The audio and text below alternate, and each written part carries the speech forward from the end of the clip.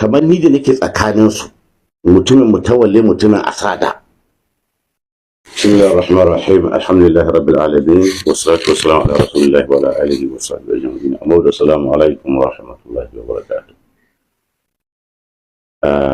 Dangane da shari'ar da ake yayatawa a yanzu tsakanin ɓangaren mai girma ƙaramin minista Bello Mutawalle da Sheikh Murtala Asada, ina da sha'awa a cigaba da yin ta.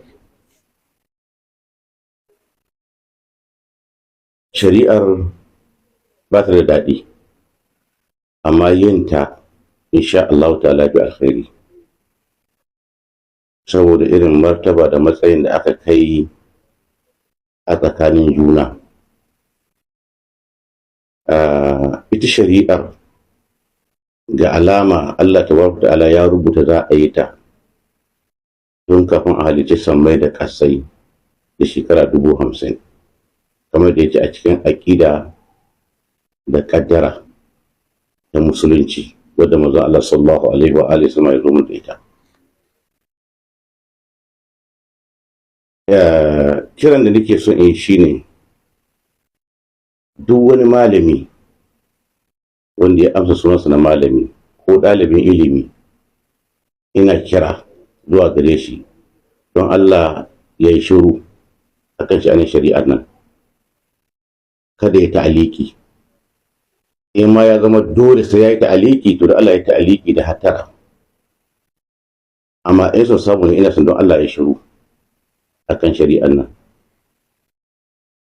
Shari'a dai ba aibi ba ce. Da shari'a aibi ce, da Allah tabaraka ta'ala bai saukar da ta cikin littafin sa da sunan Annabi Muhammad. Annabi Muhammad sallallahu alaihi wa alihi shine alƙalin farko a al'ummar musulmi. Mu a gare mu al'ummar musulmi, al'ummar Annabi Muhammad, manzo Allah shine alƙali na farko. Don haka shari'a ba aibi ba ce, kuma dukkanin annabawa sun zo da shari'a ne, don haka ba matsala ba ce.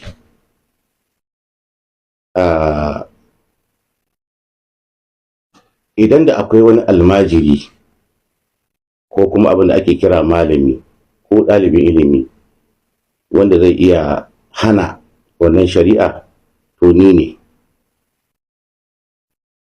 Dalili na shine ni ina tare da Mutawalli ƙaramin minista, ina tare da Malam Murtala Asada malamin addini.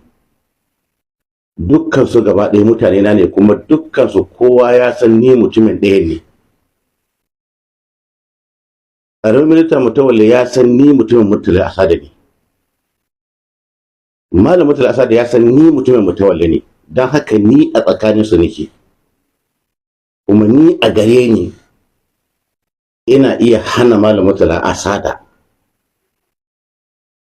abubuwa da yawa, kuma ina iya hana Mutawalli abubuwa da yawa ta hanyar ba da shawara, ba ta hanyar ƙarfi ko alƙalanci ba.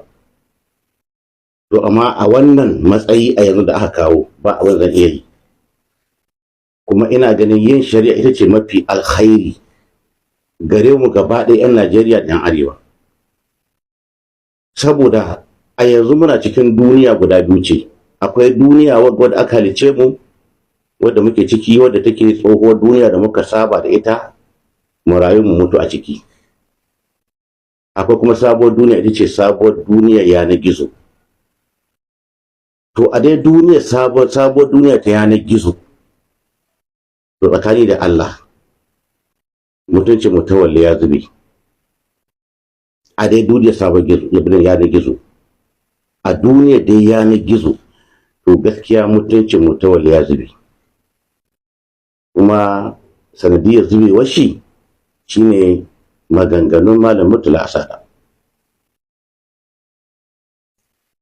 To baya cikin adalci a tauye shi Malam Murtala Asada daga maganganunsa, ko a ce jayi dan mutuncin Mutawalli ya zube. Baya cikin adalci a ce a hana Mutawalli neman dawo da martabarsa da mutuncinsa ta hanyar shari'a. Ita shari'a ta za ta iya gano abinda Malam Murtala Asada yake da'awa, tabbata ta ce haka take ko ba haka take ba. to ni ina ganin darussan za mu samu a ƙarshen wannan shari'a ɓangaren malamai da ɓangaren 'yan siyasa darussa ne waɗanda ba za mu same su ba sai in an yi shari'a. Kamar ni da nake tsakaninsu, mutumin mutawalle mutumin asada, to ana magani na kamar wasu ma sun fara kallo na kamar ni ma ɓarawon shanu ne. Kaga al'amari ya kai inda dole ne a bar shari'ar da Allah ta wata'ala ya saukan muna ta yi aiki. A wannan ne nake ganin nake ba malamai hankuli da dukkan wani wanda yake mai hankali ne akan social media ko da ɗan siyasa ne, don Allah a taka sannu. Mu bar shari'ar nan ta bamu darussa, kuma na san in Allah da kila ƙarshen shari'ar za ta bayu ne zuwa gaba juna hankuri da yaƙi ma juna, saboda dukkan su gaba ɗaya musulmai ne, amanu bi Muhammadin wa amanu billahi rabban wa amanu bi Muhammadin rasulan wa amanu bil islami dinan. Allah tabaraka ta'ala ya haɗa kansu kuma ya daidaita su, ya yi amfani da damarsa da ƙarfin subhanahu wata'ala ya kashe wannan mummunan wuta da take neman zuban da juna mutunci. Kowa ya san mutuncin musulmi, kowa ya san mutuncin musulmi, zubar da shi yana da hatsari. Kowane suna da mabiya, mutum na da mabiya, na da 'ya'ya, malam Murtala yana da mabiya, na da 'ya'ya. Kowane ba wanda zai so mutuncin shi ya zube ko kuma mutuncin nashi ya zube. Saboda haka ni ina ganin a bar shari'an nan ta gudana, mu roƙi Allah ta zama alheri da darussa a gare mu da su gaba daya. Subhanakallahumma wa bihamdika ashhadu an la ilaha illa anta astaghfiruka wa atubu ilayk.